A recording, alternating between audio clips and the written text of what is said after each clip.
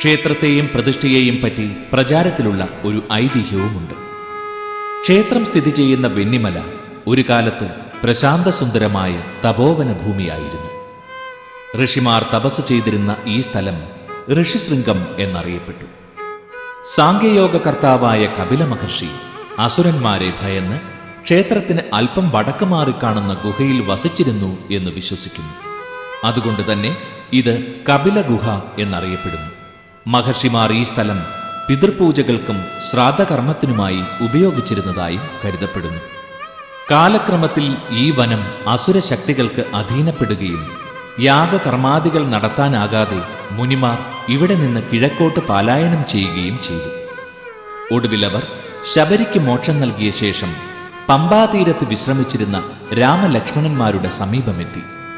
ശ്രീരാമദേവനെ നമസ്കരിച്ച് മുനിമാർ സങ്കടമുണർത്തിച്ചു.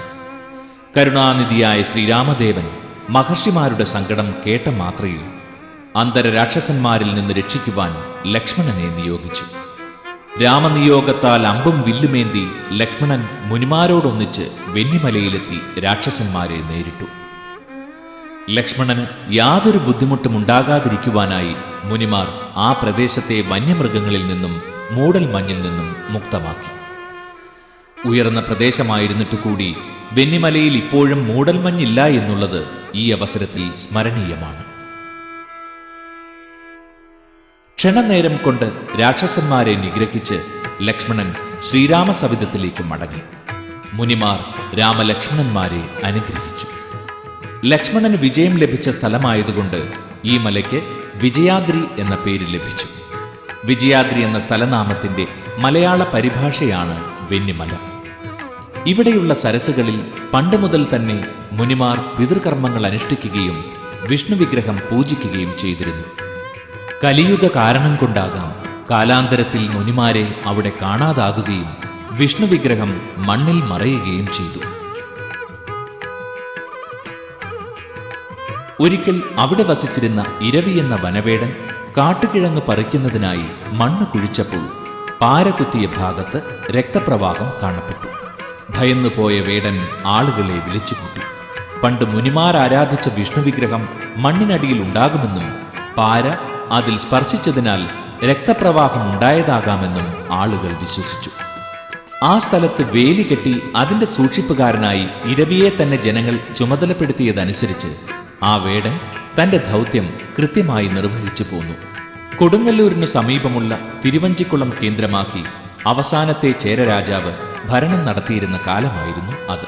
ഒരിക്കൽ പെരുമാൾ തിരുവഞ്ചിക്കുളത്തു നിന്ന് ജലമാർഗം വഞ്ചിയിൽ തെക്കൻ ദിക്കിലേക്ക് സന്ദർശനത്തിനായി പുറപ്പെട്ടു. വഞ്ചി കോട്ടയത്തിന് പടിഞ്ഞാറ് വശം വേമ്പനാട്ടുകായലിലെത്തിയപ്പോൾ അങ്ങകലെ കിഴക്ക് ദിക്കിൽ ആകാശത്ത് നക്ഷത്രരൂപികളായ സപ്തർഷികൾ നൃത്തം ചെയ്യുന്നത് കണ്ട പെരുമാൾ വഞ്ചി കൊടൂരാറു വഴി കിഴക്കോട്ട് പോകുവാൻ കൽപ്പിച്ചു. വിവരമറിഞ്ഞ പാലൂപ്പണിക്കർ വന്ന് രാജാവിനെ മുഖം കാണിച്ച് വന്ന കാരണം അന്വേഷിച്ചു. താൻ നക്ഷത്രങ്ങൾ നൃത്തം ചെയ്യുന്ന ദിക്ക് നോക്കി എത്തിയതാണെന്നും അവിടെ എന്തെങ്കിലും വിശേഷമുള്ളതായി അറിയാവുന്ന പക്ഷം തന്നെ അറിയിക്കണമെന്നും പെരുമാൾ പാലൂപ്പണിക്കരോട് ആവശ്യപ്പെട്ടു. ഉടൻ പെരുമാളെ വണങ്ങിക്കൊണ്ട് ആ സ്ഥലം വെന്നിമലയെന്ന വിജയാദ്രിയാണെന്നും അവിടെ ഇപ്പോഴും ഇരവി എന്ന വേടൻ വിഷ്ണു വിഗ്രഹം സൂക്ഷിച്ചുകൊണ്ട് വസിക്കുന്നുണ്ടെന്നും ആ സ്ഥലം പരമപവിത്രമാണെന്നും പാലൂപ്പണിക്കർ അറിയിച്ചു. വിവരങ്ങൾ അത്രയും കേട്ട മാത്രയിൽ പെരുമാൾക്ക് ആ സ്ഥലം സന്ദർശിക്കണമെന്നായി. എന്നാൽ വലിയ കാടുള്ള പ്രദേശമായതിനാൽ യാത്ര ക്ലേശകരമാണെന്ന് പണിക്കർ പറഞ്ഞു. പക്ഷേ മുന്നോട്ട് പോകുവാൻ തന്നെ തീരുമാനിച്ച പെരുമാളിനോടൊപ്പം കാട് വെട്ടിത്തെളിച്ച് പണിക്കരും പരിവാരങ്ങളും മല കയറി. യാത്രയുടെ ഒടുവിൽ മലമുകളിലെത്തിയ പെരുമാൾ ഇരവിയെ വിളിച്ച് ആ മലയുടെയും പ്രദേശത്തിന്റെയും സംരക്ഷണം ഏൽപ്പിക്കുകയും ആ സ്ഥലത്തിന് കോട്ടയെന്ന് നാമകരണം ചെയ്യുകയും ചെയ്തു. അവിടെ ഹിംസാദി കർമ്മങ്ങൾ നിരോധിച്ചുകൊണ്ട് പെരുമാൾ നിലവിലുള്ള സ്വയംഭൂവായ വിഷ്ണു വിഗ്രഹത്തെ പ്രതിഷ്ഠിക്കുന്നതിനായി പ്രദേശത്തെ നാട്ടുപ്രഭുക്കളുടെ സഹകരണത്തോടെ ക്ഷേത്ര നിർമ്മാണം ആരംഭിച്ചു. ക്ഷേത്ര നിർമ്മാണം പൂർത്തിയാക്കി അവിടെ തന്ത്രിയെയും ശാന്തിയെയും പരികർമ്മികളെയും വരുത്തി ക്രിയകൾ ആരംഭിക്കുന്നതിന്റെ തലേ ദിവസം സന്ധ്യ കഴിഞ്ഞപ്പോൾ അവിടെ ഒരു സന്യാസി പ്രത്യക്ഷപ്പെട്ടു. താപസിയായ ആ വയോവൃദ്ധനെ കണ്ട് രാജാവ് വണങ്ങി. അപ്പോൾ അദ്ദേഹം അവിടെ പ്രതിഷ്ഠിക്കുവാൻ ഉദ്ദേശിക്കുന്ന വിഷ്ണു വിഗ്രഹം പ്രതിഷ്ഠായോഗ്യമല്ലെന്നും അത് പ്രതിഷ്ഠിക്കുന്ന പക്ഷം രാജാവിനും പ്രജകൾക്കും ദോഷമുണ്ടാകുമെന്നും പ്രവചിക്കുകയും ചെയ്തു. ആ വിഗ്രഹത്തിന് താൻ പ്രത്യക്ഷത്തിൽ ഒരു കുറ്റവും കാണുന്നില്ലെന്ന് പറഞ്ഞ പെരുമാളുടെ മുന്നിൽ വെച്ച് ആ സന്യാസി തന്റെ കയ്യിലിരുന്ന ദണ്ഡുകൊണ്ട് ആ വിഗ്രഹത്തിന്റെ ഉദരത്തിൽ കുത്തി. ഉടൻ തന്നെ അതിൽ നിന്ന് ജലവും കൃമികളും തവളയും പുറത്തു വന്നു. ഇത് കണ്ട് പെരുമാൾ വിഷമത്തിലായി. പ്രതിഷ്ഠയ്ക്ക് ഇനി ഏതാനും ദിവസങ്ങൾ മാത്രം ബാക്കി നിൽക്കെ പുതിയൊരു വിഗ്രഹം നിർമ്മിച്ചെടുക്കുക സാധ്യമല്ലല്ലോ എന്നോർത്ത് ദുഃഖിതനായ പെരുമാൾ ആ താപസനോട് പരിഹാരമെന്തെന്ന് അന്വേഷിച്ചു.